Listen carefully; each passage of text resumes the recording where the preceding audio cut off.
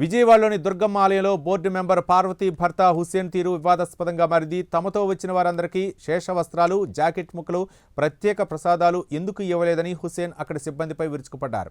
ఆలయ ఉద్యోగులను ఉద్దేశించి దారుణమైన పదజాలంతో బూతులతో రెచ్చిపోయారు. ఈ క్రమంలో భార్య పార్వతి కనీసం తన భర్తను వారించే ప్రయత్నం కూడా చేయలేదు. ఇలాంటి వారిపై కఠిన చర్యలు తీసుకోవాలని పలువురు డిమాండ్ చేస్తున్నారు.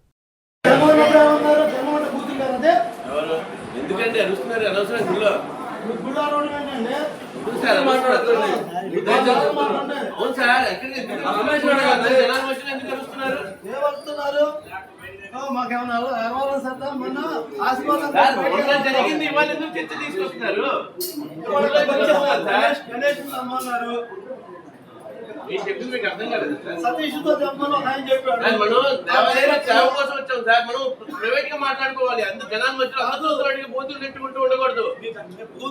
మీరంటారు ఎవరన్నారు సార్? ఇప్పుడు ఇక్కడ ఎవరన్నారు చెప్పండి. మొన్న జరిగిపోయింది, ఇప్పుడు మాట్లాడుతున్నారు. మీరు కావాల్సిన వాళ్ళు దర్శనాలు పెట్టారు.